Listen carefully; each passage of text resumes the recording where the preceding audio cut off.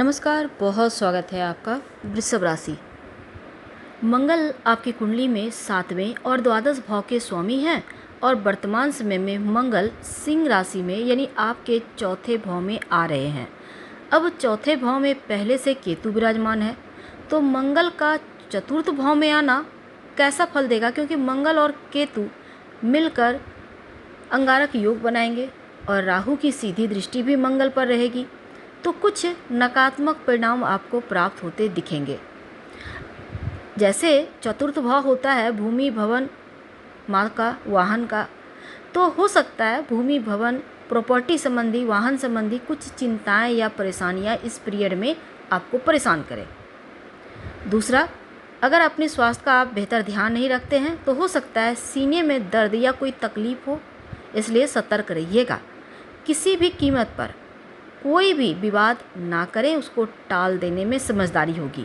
खासकर अपनों से माँ के साथ रिश्ता बेहतर बनाए रखने का प्रयास कीजिएगा तो बहुत उत्तम रहेगा आपके लिए, क्योंकि चौथा घर माँ का भी होता है। तो 6 जून को मंगल का महापरिवर्तन आपके लिए बहुत महत्वपूर्ण है।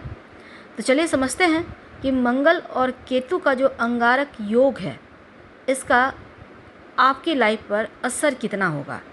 देखिए, वृषभ राशि से देवगुरु बृहस्पति निकल चुके हैं 14 मई को ही, और वो अब मिथुन राशि में है, तो फिर भी शुभ परिणाम नहीं मिल रहा। ऊपर से मंगल का केतु के साथ आना 6 जून को ये थोड़ी मुश्किल में डालेगा। लेकिन ऐसा नहीं है कि मंगल महाराज जैसे ही सिंह राशि में आएंगे, दोनों मित्र हैं जो सूर्य हैं और मंगल हैं, यहाँ पर पाप कर्तरी दोष बना हुआ है, तो मंगल महाराज का यहाँ आना गुरु के इस दोष को समाप्त करेंगे या मुक्त कर देंगे।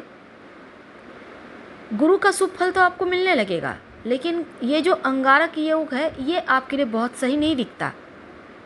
तो मंगल का ये ट्रांजिट आपके चौथे घर में। अब देखिए, मंगल आपके सप्तमेश है, दूसरा आपका द्वादश भाव के भी स्वामी है, 12वें घर के। यह मारक भाव भी कहा जाता है 12वां घर। तो मंगल की स्थिति आपकी कुंडली में कैसी ये तो नहीं पता, लेकिन 6 जून से पूरे करीब 51-52 दिन का वक्त है, जो 26 जुलाई तक का है। विशेष आपको सावधानी रखनी होगी। मंगल का ये ट्रांजिट चूँकि चौथे घर में है, तो 18 मई से राहु केतु का राशि परिवर्तन हो गया। राहु आपके 10वें घर में है और केतु चौथे घर में। तो चौथा जो घर है सुख का है, माँ का है। चौथा घर भावनाओं का भी होता है, इमोशंस का होता है, और माँ का स्नेह से वंचित इस समय आप रह सकते हैं। हो सकता है किसी कारणवश आप घर से दूर रहें, माँ से दूर रहें, तो ये चीज़ें मंगल केतु करवाएगा। अब देखिए, सूर्य की राशि है सिंह राशि, सूर्य पिता के कारक है, तो खासकर यहाँ पर देखिए वृषभ वालों, केतु का ये जो केतु सिंह राशि में बैठे हैं पिता के घर में, तो कहीं ना कहीं पिता के स्वास्थ्य का भी आपको ध्यान रखना है। और अभी मंगल आए हैं तो माँ के भी स्वास्थ्य का ध्यान रखें, बहुत आवश्यक है। आपके चौथे घर में है तो माता पिता के स्वास्थ्य का ध्यान रखिएगा, क्योंकि थोड़ी मुश्किलें तो देगा। मंगल केतु का साथ आना आपके लिए माँ के स्वास्थ्य में भी यहाँ पर आपको सावधानी रखना है।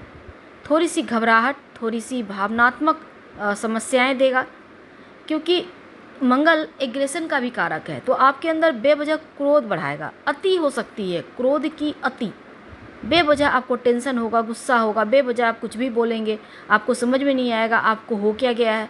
सिचुएशन बने ना बने पर आप जरूर बिगड़ जाएंगे, यानी एग्रेशन मोड में आ जाएंगे। अनियंत्रित क्रोध इसको कह सकते हैं। तो इस पर आपको कंट्रोल खुद रखना होगा। चौथा भाव आपके शरीर का भी होता है, तो ऐसे में आपको अपने हार्ट का भी ध्यान रखना है। अगर आप पहले से हार्ट के पेशेंट हैं तो अपना ख्याल रखिएगा, विशेष डॉक्टरी सलाह वगैरह लेते रहिए। अब एक और चीज़ है, मंगल रक्त के कारक है। केतु जो है ना, वो छोटी मोटी चोट चपेट दुर्घटना करवाएंगे, क्योंकि चोट चपेट लगना, ब्लड निकल जाना, ये केतु करवाता है।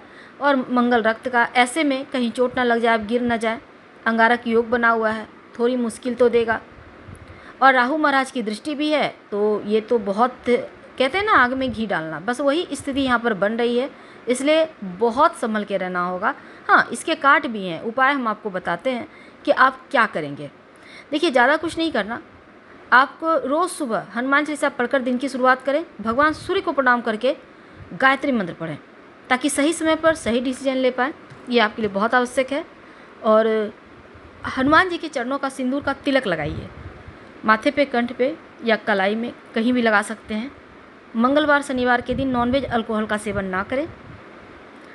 हनुमान जी की आराधना करना है। धन्यवाद। हम फिर मिलेंगे।